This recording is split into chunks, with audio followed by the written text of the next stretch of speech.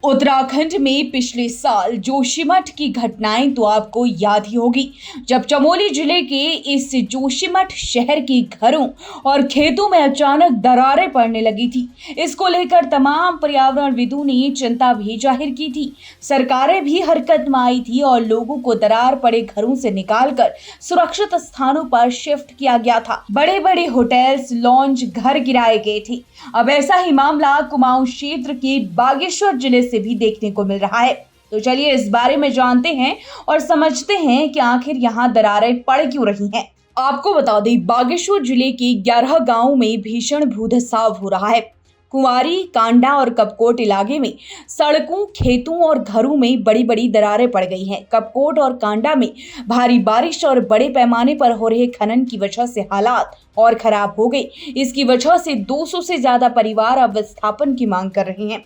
उत्तराखंड आपदा प्रबंध प्राधिकरण ने बागेश्वर जिले में 11 गांवों को संवेदनशील घोषित कर दिया है। यहां पर कुल 450 घर खतरे में हैं। उनमें कुंवारी और सेरी जैसे गांवों में 131 परिवार भूस्खलन प्रभावित हैं। वहीं कांडा क्षेत्र के और रीमा क्षेत्र के सोपस्टोन खदानों के पास कई गांव भूधसाव का सामना कर रहे हैं। सड़कों और मकानों में दरारें आ चुकी हैं। कपकोट में दरकती पहाड़ियां और भूस्खलन के निशान साफ साफ दिख रहे हैं। गिरते पहाड़ तो कुंवारी गांव की पहचान बन गए हैं। एक बार फिर कुंवारी गांव के पहाड़ों में भूस्खलन हो रहा है। मकानों के पीछे और आगे दोनों तरफ हो रहे भूस्खलन से ग्रामीण दहशत में हैं। 51 परिवारों को आज भी सुरक्षित जगह से विस्थापन किए जाने का इंतजार है। वहीं कांडा तहसील के सेरी गांव में भी 2 दर्जन से अधिक परिवार भूधसाव से प्रभावित हैं, जो विस्थापन की मांग कर रहे हैं। बागेश्वर जिले के कांडा इलाके में हालात पिछले साल के जोशीमठ जैसे बनते जा रहे हैं।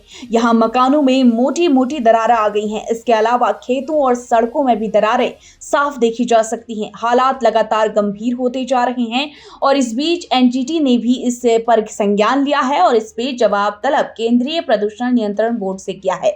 मीडिया रिपोर्ट्स के अनुसार यहाँ पर धड़ल्ले से खनन हो रहा है। इसी के चलते कांडा क्षेत्र के घरों और खेतों और सड़कों में दरार पड़ गई है। और इसके अलावा बागेश्वर के डीएम को भी नोटिस जारी किया गया है और इन्हें 1 हफ्ते के भीतर रिपोर्ट दाखिल करने को कहा गया है।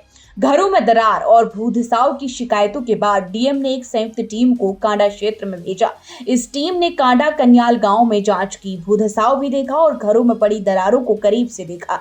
यहां हो रही खनन गतिविधियों के चलते यहां की सांस्कृतिक और ऐतिहासिक धरोहरों को भी नुकसान पहुंच रहा है। 1000 साल पुराने कालिका मंदिर परिसर में भी दरारें दिखाई दे रही हैं, जिससे मंदिर अब खतरे में आ गया है। इस मंदिर में दूर दूर से श्रद्धालु और सैकड़ों लोगों को रोजगार मिलता है। मैं यहाँ 2009 से अभी तक हर जिलाधिकारी, हर एसडीएम को अपनी शिकायत कर चुका हूँ, जिसमें आज तक किसी ने संज्ञान लेने की कोशिश नहीं की गई।